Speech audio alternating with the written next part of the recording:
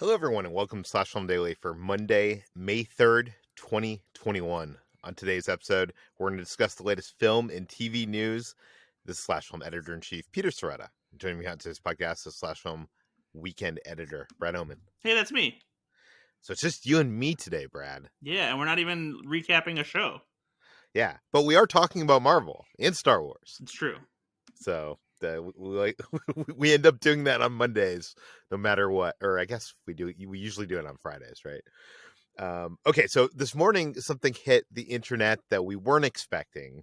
It was this Sizzle Reel. I don't even know how you describe it. This is kind of the thing that you would normally be at like Comic-Con, and they'd be like, "We have one more thing," and then they would the lights would go out, and then this would start playing, and it had some new footage, had some announcements, had some new titles, some new release dates. How would you describe this, Brad? Yeah, it's definitely you hit it right on the head. It's the kind of thing they would play at Comic-Con at some kind of convention to get people hyped up and like tease what's to come. So yeah, this is as close as we'll get to real Comic-Con this year, probably. Yeah, the interesting thing here is they used some of that footage of it was like in the theater from Endgame playing on the movie screen.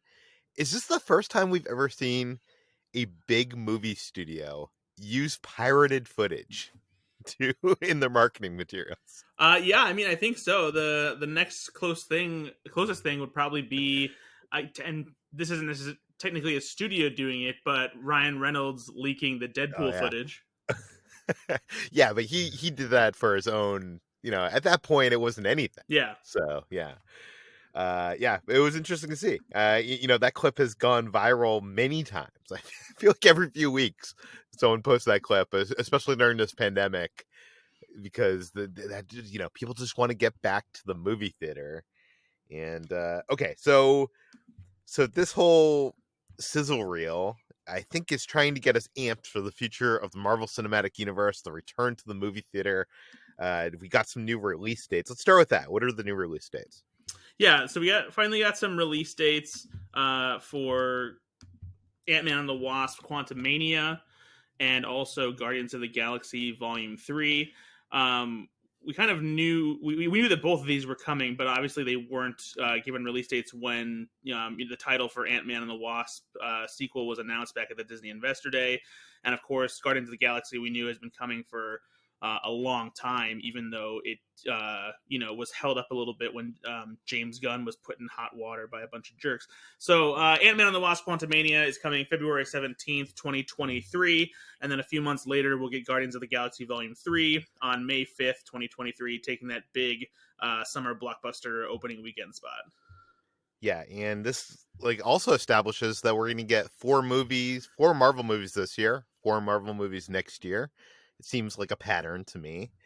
They kind of at one point they used the word Phase 4, right? In this, am I correct?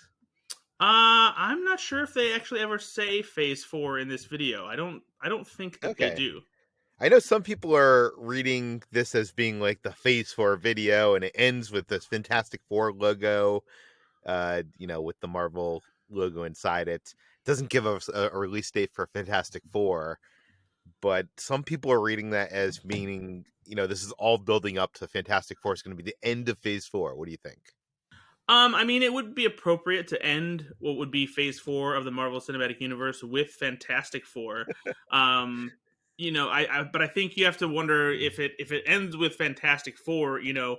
Does whatever is happening in the Marvel Cinematic Universe with the rest of these movies lead up to that, or is there some kind of culmination that brings their entrance, or will maybe that be the end of Phase 4 lead into something for Phase 5? It's hard to say, but it's a fair guess, because this does seem like a good swath of movies to make up an entire phase of the MCU. It is interesting, though. We haven't had a phase of the Marvel Cinematic Universe that hasn't had an Avengers film in it. But That's true, and there's also a chance that we don't know everything that's in Phase 4 yet. So yeah, there could be a surprise announcement still coming sometime later. yeah, there's some notable omissions, I guess you'd call them. They announced that they were working on a Blade film. That seemed like it was far out, anyway. So like I wasn't surprised not to see that mentioned here. There was no mentions of mutants or Deadpool. Are you surprised at any of that?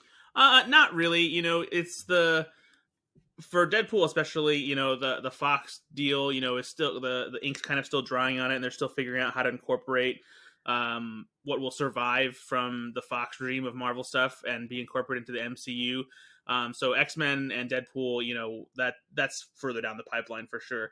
As for Blade, like you said, that's felt like it was a pretty early announcement, and we've seen plenty of times where there have been projects announced that take longer to develop and fit into the MCU. So I think it'll also be a little while before we get anything solid on that. Yeah, or projects announced that never happened. So Yeah, you exactly. never know. Like that. Uh, oh crap! The Inhumans movie? Oh yeah, Inhumans. Yeah, and then also, yeah, there's been a bunch of those, especially in especially in Star Wars. Now that we're talking about Star Wars, we'll talk about that later. But we got our first look at footage from uh, Eternal. Sorry. Um, what do you? What, it seemed like it was a bunch of flashes of footage, stuff that like Salma Hayek on a horse, Angelina Jolie wielding this like glowing golden sword, Kumail, looking buff, uh, the team uniting in front of like some ruins, and what did you think of this footage? It was fine. It's not really a teaser trailer necessarily. It's more of just like some quick shots of footage. Again, feels like something that they would have played at Comic-Con just to tease what was coming. Um, Part of me feels like Marvel wanted to get some of this stuff out there because they know that they're going to start shooting some of these movies very soon, and some of these details were probably going to leak, and especially when it comes to Eternals, there's merchandise that is like sitting in warehouses, and like plenty of it has already leaked online, images of figures and promotional art and that kind of thing. And so I feel like they just wanted a little bit more of a tease out there to hold fans over, and hopefully we'll be getting that first trailer probably around the time that Black Widow comes out in July. Yeah, and we got new logos for all these movies. We did get a reveal of some titles. We got the title of the next Black Panther movie and the next Captain Marvel movie. Tell us about that. Yeah, so Black Panther 2 will be called Wakanda Forever. It seems like a pretty fitting title, since this will be a movie that has the difficult challenge of dealing with the passing of Chadwick Boseman, who played T'Challa, both the King of Wakanda and Black Panther himself. And so, since this is the war cry, the motto of Wakanda and its people, it seems like a pretty fitting tribute for the memory of T'Challa to last, and maybe gives some indication of thematically what this movie will cover. Because just recently, actually, Lupita Nyong'o talked about how writer director Ryan Coogler, what he has in mind for the sequel is very respectful of the loss of Chadwick Boseman, and that it's very spiritually and emotionally like tied to that loss, and will be a tribute to him as much as it will continue to tell the story of Black Panther.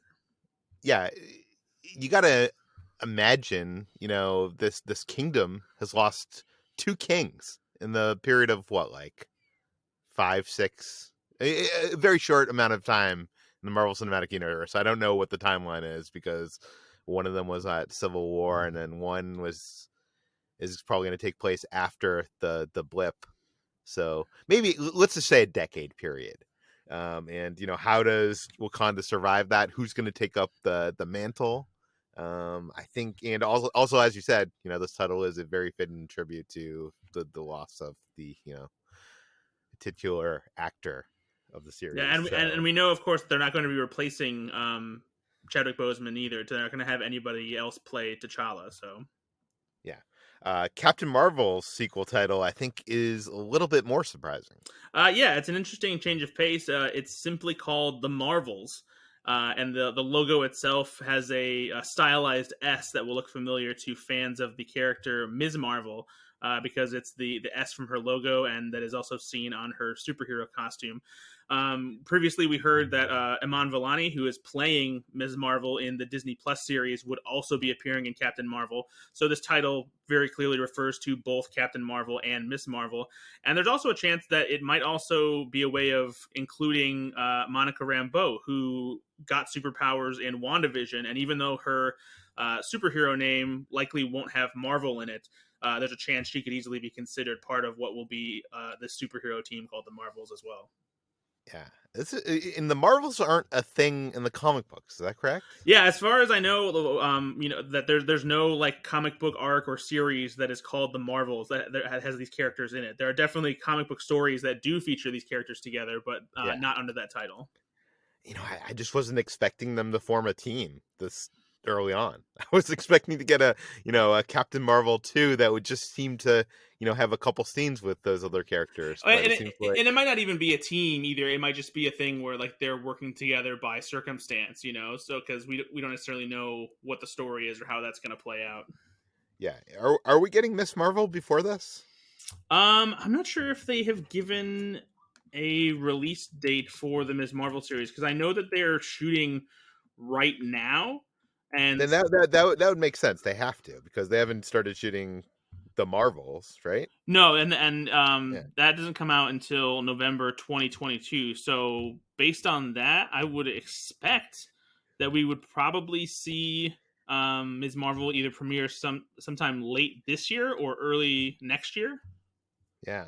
No, it's very smart on Disney and Marvel's behalf to get people to watch these shows. Now it really feels not that it didn't feel like before that you needed to watch these shows, but it was a greater importance of like, oh, I'm gonna need to watch the show and WandaVision to understand what's going on in the Marvels. So, what was there any other big news from this? I mean, there was some footage from Black Widow and some other stuff that we've seen before, Yeah, but new footage from Shang-Chi and stuff like that. yeah, we'll put a link to that in the show notes if you want to go check that out.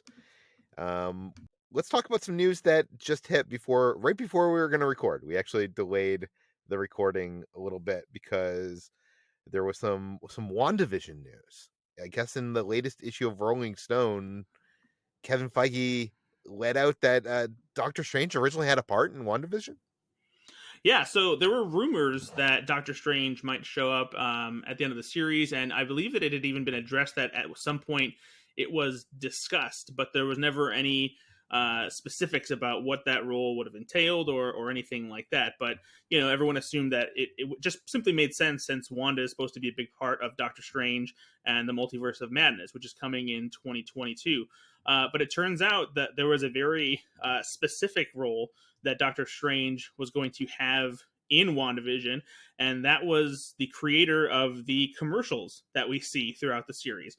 As we watched the sitcom of WandaVision unfold, there was a commercial in every single sitcom episode that fit that time period and had some kind of reference or callback to something from Wanda's past or referencing things that have yet to come into play. And it turns out those commercials were created by Doctor Strange. They were intended to be these like messages that he was trying to get to her, but apparently in the end, they didn't want to have a situation where Doctor Strange came in and overshadowed Wanda, and also came in as like this guy was like, oh no, here I have to guide you and show you how to deal with this power. And so they rewrote the end of WandaVision so that he's not in it, and apparently that also meant that they had to rewrite something, we don't know what, in Doctor Strange in the Multiverse of Madness. So I wouldn't be surprised if that means that they will reveal in Doctor Strange 2 that he was behind the commercials as a way of explaining that, because in WandaVision, they don't really provide any reason as to why those commercials exist. You're kind of left to assume that it's probably part of Wanda's subconscious, building these commercials as a way of fitting into the sitcom world that she created within the Hex. But otherwise, they weren't directly explained in the series. So maybe there's more details on that coming. Yeah, the commercials were always trying to relay stuff from her backstory, her real life, that like she was trying to suppress, right? So maybe in the original version, Doctor Strange was trying to break her out of this false reality that she created. Yeah, the one outlier from that description of the commercials is there was the one that appeared like a commercial for depression medication that was about the Nexus, and that's something that hasn't been explained at all in the Marvel Cinematic Universe. So I wouldn't be surprised if that's something that comes into play in Doctor Strange 2. Hmm. I wonder if they will address that at all. It would have also been interesting because, an episode before the finale episode, it was Agatha? Yeah. Agatha all along, and now it would be Doctor Strange all along. So, It would have been a good song. yeah. Yeah. Okay. Let's break away from Marvel for a quick second and let's talk about Star Wars because tomorrow is May the 4th, which is the unofficial, or I guess now it's official because Disney owns Star Wars and they've tied it. It is now Star Wars Day. So there's going to be some big things happening tomorrow. There's a new Legacy lightsaber that's coming to Galaxy's Edge. I think it's leaked that it might be Leia's lightsaber from Rise of Skywalker. There's some new toys that are going to be released. There's some new merch. There's Disney Plus announced they're releasing a new short. Yes, the trend of releasing Simpsons shorts on Disney Plus will continue on Star Wars Day with a Star Wars theme short called Maggie Simpson in The Force Awakens from its nap. A joke that's about, I don't know, 7 years too late. But apparently it'll be a short where Maggie kind of experiences her own Star Wars adventure at daycare. I imagine it will be something that is more so inside of her head, made to be like this epic quest because she loses her pacifier, but apparently she encounters young Padawans and Sith Lords and droids and whatnot. It looks like her young toddler nemesis Gerald Sampson is taking the place of Darth Maul. You can see him in the poster that calls back to one of the classic Star Wars posters, lingering in the background, looking like the villain from the Phantom Menace. So yeah, that will be on Disney Plus to stream starting at midnight Pacific time for Star Wars Day. And there's also a couple of random things that are coming to Star Wars Day that seem just kind of afterthoughts, like just little things for Star Wars fans to watch at some point. There's this thing called Star Wars Biomes, where it says you can take a virtual vacation to like Star Wars locales like Hoth and Tatooine and Sorgan. And then there's also something called Star Wars vehicle fly-throughs that allow you to get up close and personal with both the Millennium Falcon and the Imperial Star Destroyer. And so they kind of feel like, and they sound like glorified screensavers to me, where it's just like, here's some footage that's probably from the movies where we have voiceover that talks about these locations and things you probably already know. And then I imagine maybe with the Falcon and Star Destroyer stuff that they have interior shots from featurettes that they use from B-roll, or maybe even shots that they got from Galaxy's Edge, since they recreated some of those settings in great detail at Disney parks. But not the most exciting thing. So hopefully Disney is holding back some more thrilling excitements about Star Wars for the actual Star Wars Day tomorrow. Yeah, those screensavers of like the planets kind of remind me of. I'm not sure if you have Apple TV, but like when you don't use it for a while, it goes into these really like vivid landscapes of big drone shots, satellite shots, underwater shots, a lot of landscapes. Yeah, and I actually sometimes just keep it on TV because it's just like good background to fill the room. But it kind of reminds me. Last week I covered this press day for Disney Cruise Line. They're gonna have their 5th cruise ship. It's coming, I believe, the next year sometime. It's called Disney Wish, and one of the things that's new to the Disney Cruise Line with the Wish, I wasn't going to talk about this, but it's kind of related, is they are going to have a bar called the Star Wars Hyperspace Bar. And what it is it's kind of modeled off of the yacht from Solo, a Star Wars story, or like it's more Canto Bite than Cantina. I would describe it. It's up class, and it's a cocktail bar, and it has these windows. Disney Cruise Lines right now already have this like thing called the Skyline Bar, where you go into the bar and has these windows that overlook all these city skylines, and like every 15 minutes they'll change from Paris to New York, and like it looks like you're actually just having a drink at a bar and a big skyscraper overlooking the skyline. So they're basically using that concept. They've added some IP, which is Star Wars, and they're basically going to be doing it with Star Wars, where you will every 10-15 minutes be transported through throughout the galaxy and also throughout the timeline to be overlooking these Star Wars planets, seeing some epic moments that we have seen, some that we've only heard of, and also at the same time you can uh, digest some cocktails that are local to those planets. I don't know. I thought it was a cool concept, but that's what it kind of reminds me of. It's like, oh, we were already working on these like these like these CG versions of these like overlooking these planets. Let's just put them on Disney Plus. I'm sure it's not that, but that was my first thought. Is like this must be just like some special feature that they were working on, and they're like, we need something for Star Wars Day. What do you guys got? So, um, and I'm sure there'll be some other big announcements. Do you think there'll be any like? Do you think we'll get any trailers for like Obi-Wan or Cassian? I mean, they're not shooting Obi-Wan yet, so that seems out of the question. Cassian seems maybe likely that we could get something. I think that they've been shooting for a little bit, so there's a chance we could get something out of them. But yeah, I mean, the only other thing I can think is that maybe if they announce something new that we hadn't heard about before. But yeah, I don't know. We'll see. Yeah. I know you're a big toy guy. Like, has there been any rumbling of any like toy announcements for May the 4th? I haven't noticed any leaks or anything, but I also haven't been looking super closely, so there could be stuff out there that I just haven't noticed yet. But I know Hasbro is having like a May the 4th, live stream where they announce some new stuff. So I'm sure we'll get new Black Series and Vintage Collection announcements, and maybe even some new Force FX Elite lightsabers or something like that.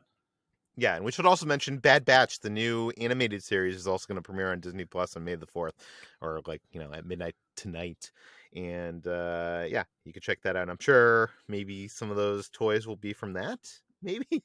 I mean, that whole Bad Batch thing seems like it's perfectly made to like, it almost seems like reverse engineered. Like, we need some cool looking stormtrooper or like clone trooper toys. Okay, let's do that. Let's make a show about him. So Yeah, it almost, I mean, yeah. they've already announced the Black Series figures for the Bad Batch, the main Oh, they have that. characters anyway. So yeah, so unless there's other characters that they haven't made figures for from the series, then it could be Oh something yeah, completely you're different. right. I saw that because I've seen the first episode of the Bad Batch, and there's like a big spoiler that happens in that first episode, and the toys totally ruin that spoiler. So if you're looking at toys, maybe look at them after you see the show if you care about that thing. But okay, one last thing I want to talk about is we were doing these weekly episodes about the Falcon and Winter Soldier. Marvel and Disney released their assembled documentary. I know we both watched it, and you wrote up a whole thing on the site chronicling 7 interesting things that we learned from the show. What did you think of the documentary? I thought it was fine. It's definitely not as interesting as the WandaVision one, simply because it's a much more straightforward Marvel production.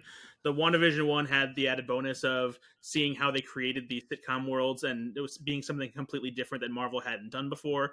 And this just feels like a much longer featurette that we're used to seeing Yeah. from Marvel. But having said that, there were some interesting details.